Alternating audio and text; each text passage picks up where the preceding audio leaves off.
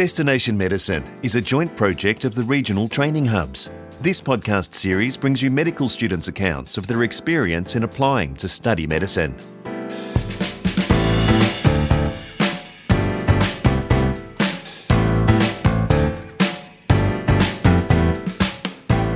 Welcome to Destination Medicine. I'm Peter Letts. From playing gigs in pubs to delivering babies in the Outback, Liam Halford's entry into medicine has been anything but typical. Growing up with no family history in medicine, Liam discovered his passion for rural healthcare through placements in Maleny on the Sunshine Coast and Broken Hill in Outback, New South Wales.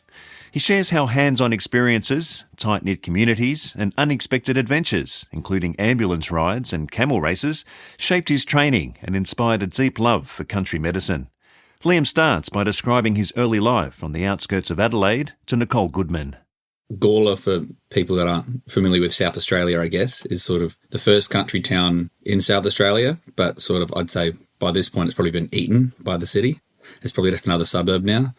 But when you sort of compare it to places like Broken Hill or other sort of country towns, it has that same feeling where it's sort of the footy and netball runs everything. You can't walk around town without bumping into people you know, and it's sort of there's that central hub with a lot of history. Are you from a family of doctors? No, neither am I. Parents graduated high school. Dad was a farmer that became a cop, and my mum is a librarian. My nan was a nurse. My sister beat me to uni, as being the first in our family to go to uni. Was it always your plan to study medicine? I mean, obviously there's not the family background, but was it something that was a burning desire for you? If I'm completely honest, when I was sort of going through school, I didn't know a single person from my school that had gone and studied medicine. I'd heard of a couple of people that tried, but I didn't know of anyone that had actually gotten in. So I kind of did a gap year playing music at pubs. And then I went, maybe I want to go to uni, did a couple of years of electrical engineering. And then I gave medicine a shot and I got in, and then found out there was actually a fair few people that just sort of slid under the radar from my school that got through. But just never realised it was an option being from up north. Yeah, right. I mean, that's a pretty big undertaking to go, well, I'll give medicine a go. Was it just that bit of naivety that maybe got you through, or was there a particular leaning that you had towards the profession? So I guess having been in engineering, I sort of went into it going, I want to solve problems and I want to help people. But then after doing it for a year or two, I realised that I very much liked people more than I liked things. And so as much as I really enjoyed the study, I just couldn't picture myself as an engineer, versus there was lots of different types of doctors that I could imagine myself being. So it became a ruling out what I wouldn't want to do rather than trying to search around to find a job that maybe I'd like to do in engineering. That makes sense. Tell us a little bit about the John Flynn placement that you were a part of. What is the John Flynn placement? So the John Flynn placement program, it's been phased out, so you can't really do it anymore. So essentially what you did in first or second year of uni is you could apply, and if you got accepted, you got placed out at a hospital somewhere in Australia. You got to preference a state. I was pretty lucky and got placed in Maleny, like on the Sunshine Coast. So rural in terms of resources, but only half an hour from a very large hospital. Essentially, they would pair you up with a community over 3 or 4 visits for 8 weeks total. And so you do that over a couple of years on, uni holidays, pop over there for 2 to 3 week blocks and get to hang out with the same doctors. You get to experience rural medicine, or as someone who is in their preclinical phase of uni, it was really good to be exposed to any sort of medicine outside of the simulations, sort of with the actors. But I think that was sort of my eureka moment where, laid in bed, it'd been a huge, massive day, and I'd gotten excited about having to chat to someone about having kidney stones. And I went, okay, yes, this is what I want to do. Even the stuff that I guess you probably think is boring, I absolutely loved it. So that's probably the moment where I realised that, yeah, I'm pretty happy here. Liam, the University of Adelaide has an extended clinical placement program that's part of your penultimate year of medicine. Why did you choose Broken Hill to spend your 12 months? So I chose Broken Hill because after having had a great time in Maleny on my John Flynn placement program, one of the things that I did notice was that being so close to a big city hospital, you'd often get overlooked. Higher acuity cases would go straight past, and very fairly went straight past because I think the hospital didn't even have x-ray. So in terms of looking after very unstable, unwell people, it was much better for them to go down the hill to the Sunshine Coast. Broken Hill being 5-6 hours away from Adelaide, or I think about 18 hours from Sydney. People needed to be seen in Broken Hill first and stabilised before they could be sent elsewhere. And I was keen to see what country medicine looked like when you have to do something about things. And I'd heard really good things about Indigenous health as well, being able to spend time out in communities, Menindee or Wilcannia, also all the station country around. I'd heard lots of really good things. I'd also heard there was heaps of students from all over Australia that go through there. And so in general, there's just lots of things that I went, this seems like the scariest option, which sounds like it's probably the most exciting option. And worst comes to worst, I'll learn something. 100%. And so that's probably why I preference Broken Hill pretty high compared to some of the other classic spots that people choose that were far away, like Port Lincoln, kind of knew already like the ocean. And so I went, well, let's see what it's like living out in the desert for a year. Well, we'll get to a little bit more of desert life, but a year in Broken Hill completing your medical placement. Tell us about the clinical component. Where did you spend most of your time and what skills did you learn while you were there? So I guess 4 days a week we spent in the hospital, with 2 of those days being half days because we had teaching for the other half of those days. And then 1 day a week we spent with a GP practice. So it was really cool to sort of move around between the hospital, between sort of obstetrics and gynecology for a block, or go into anaesthetics for a block. Spent a lot of time in the emergency department, which was really cool. Managed to sneak onto a few Royal Flying Doctor flights, do some outreach as well, and paediatrics unit. For 1 month, we spent out in Wilcannia as well with the nurses' accommodation. So that's a remote community where we got to sort of see anything that rocked up. And on the weekends and after hours, it was just us and the remote area nurses. So you'd be quite handy for even if it was just another set of hands, and, you know, got to work very close with the nurses, and you'd call up the Royal Flying Doctors and enact the plan that you thought, or you'd get it corrected and they'd tell you what would be the better plan, and then you'd learn things, and then they'd call back in half an hour, check to see how things were going. It was funny, though, because by the end of the placement, though, I think that I really liked the GP component, which surprised me. I quite like adrenaline, but just the having 1 day a week, you ended up getting to see the same people, and then sort of that continuity throughout an entire year. It was almost like catching up with a mate for coffee, where you sit down, you go, how have things been the last 2 months? What's been going on with this, going on with that? Not the sort of getting to know everyone from scratch every time, which was actually surprised me that I found that really enjoyable. I've often found sort of GP work sometimes seems a bit boring. Yeah, I guess to follow a patient through from kind of start to finish and see their progression or otherwise is quite fulfilling. Tell us a bit more about your remote placement in Wilcannia. Tell us about that experience and what it kind of meant for you. One of the really cool things about being in Wilcannia was that you got to do a lot. So I think one of the sort of coolest moments was we got the phone call that someone was unwell. We jumped in the ambulance with some of the nurses and the maintenance guy that drove the ambulance. And then we drove out to the person's place. We loaded them up into the ambulance. We drove them back. I did history and physical examination, came up with what I thought was going on and what we should do, called up the Royal Flying Doctors. They tweaked my plan slightly, which then we had to tweak back because the nurses told me that we didn't have the specific medication that they wanted there anyways. And then called back up in half an hour, said how things were going. And then once they were doing a bit better, sent them home. We had a couple that were a bit more hectic as well. We end up having to call up the Royal Flying Doctors and getting them to fly them out to Broken Hill or to other places because, again, it sort of exceeded the capacity of what you've got there. But yeah, that was a pretty cool experience as a student to be able to, not just to be another number that's sort of in the back of the room trying to see what's going on, but someone who's quite important to the team. Okay, now we get into the desert a little bit more. Tell us about your time socially. Broken Hill obviously being quite different to Adelaide. How did you spend your time when you weren't working in the clinical setting? What did you get up to? I think something that really surprised me about Broken Hill, I guess in my head I thought about Mad Max and thought about, this sort of this country town that's sort of in the middle of nowhere where there's a big mine. I rocked up and just expected to play footy and maybe make some friends through that. But there is surprisingly all sorts of festivals going on all the time other than when footy's on. When footy's on, that's life.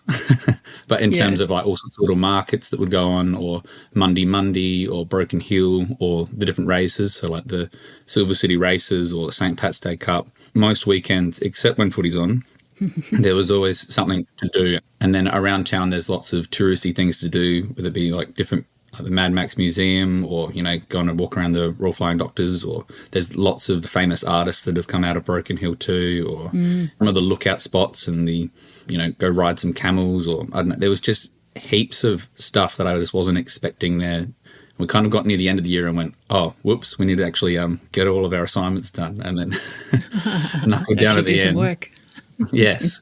In terms of socially, there was a lot of even like going out to some of the other towns close by for their rodeos, and I ended up being convinced by the nurses in Wilcannia to jump on one of the steers and go for a ride. So, well, you're here to tell the tale.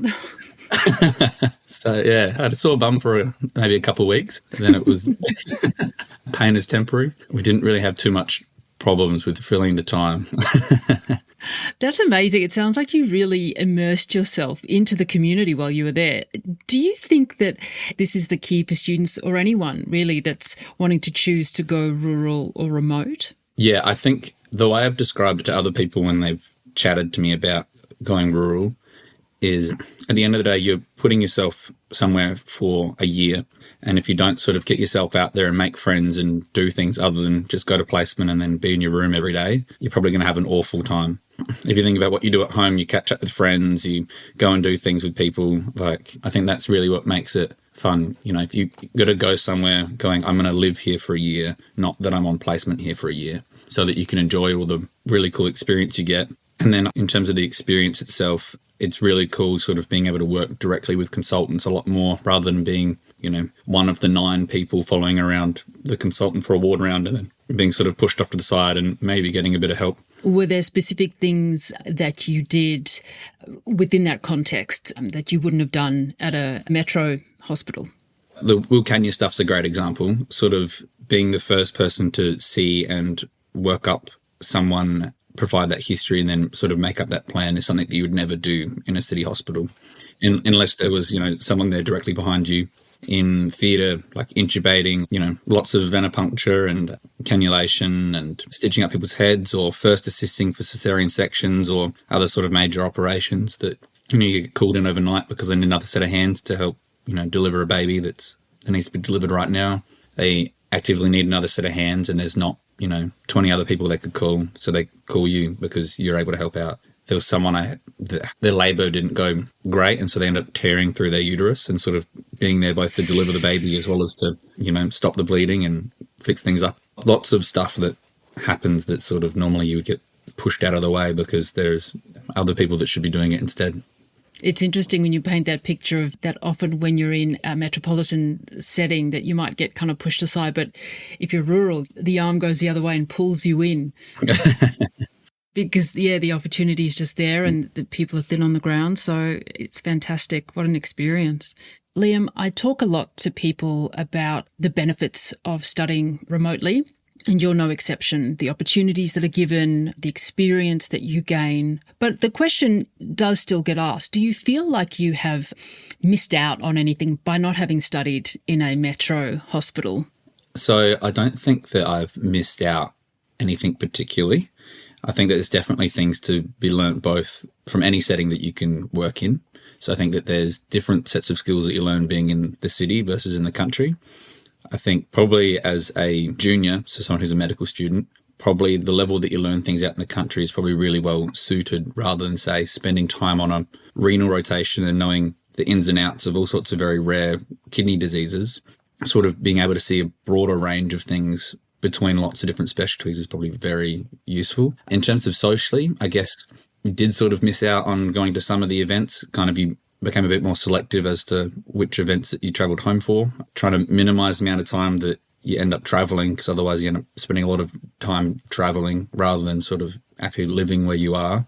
In terms of sort of extracurricular things, so whilst I was in Broken Hill, I presented at a conference, so that was pretty cool. So I travelled to Hobart and presented at Rural Medicine Australia in 2023. And then also I still maintained my connections with some of the clubs I was involved with at uni and ran a kidney health festival out in one of the remote communities in the far west coast of South Australia called Gawler. So it was the Gawler Kidney Health Festival, and so drove across there and caught up with a bunch of people and did a lot of health outreach there. There's obviously pros and cons to going rural, but I think that you can still sort of maintain connection and you can still be involved, and it's definitely not going to halt your career at all. I'd say that sort of more general exposure is probably much better as a junior. Yeah.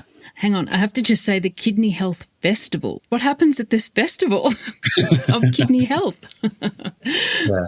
So I didn't come up with the name, but it's been running for a few years now. But essentially, we go out to the same community each year. It was set up with consultation with elders and a doctor that was well known to the community and some students that actually lived out that grew up that way, and been sort of this collaboration that happens each year and slowly inviting more and more people to sort of have this week of us working in the school, working with the teachers and running health promotional educational activities, as well as just talking about kidney health and having, say, researchers out in the community doing clinical yarning, have RFDS come in and sort of have a bit more of a focus on kidney health that week, have the local nephrologists come out. We had podiatry come out as well, and sort of end up with all these sorts of health practitioners and people and, you know, running community events and stuff in the school. It's not like there's like a parade or anything, but we've got the kidney dance and get the costume kidney out. Kidney mascot. Yes, Billy the Kidney. Yeah. There is Billy the Kidney? Yeah, Billy the Kidney. Yeah. It's good fun, and it happens each year, and sort of from a medical student point of view, but it's also allied health as well. So nursing, as well as sort of your physios and OTs and everyone that sort of comes out. It's really, really good in terms of a cultural safety learning experience. So sort of bi-directional learning of seeing where people come from, seeing the benefits of culture, and then sort of seeing also the impact of what's happened and how that impacts people's health. Fantastic. I love it. It's like Kidney Health Week, but make it a festival. Yeah, I don't know who came up with the name. I think it was the original people that came up with it, and I think it sounds pretty fun. It does sound fun. I love it. Okay, Liam, finally, after all of that, what is the future for Liam Halford? It sounds like your rural experience has really had an impact on you. What does the future hold? I'm not sure. We'll find out. TBC. Yeah, to be confirmed. So I'm currently an intern. I've just come back from Port Lincoln, so did a block out there. I guess at this point I'm pretty keen to do rural GP anaesthetics, so kind of move in between probably the theatre as well as emergency department and also GP work. That's probably my front runner at the moment, but I'm open to have my mind changed. We'll see what happens. I guess it's sort of trying to weigh up where I want to live at the moment. There's lots of cool places you can live, but trying to find somewhere that I want to call home. So we'll see what happens. Liam Halford, a fifth-year medical student at the University of Adelaide. This is Destination Medicine. Thanks for listening. Regional training hubs are supported by funding from the Australian Government under the Rural Health Multidisciplinary Training Program.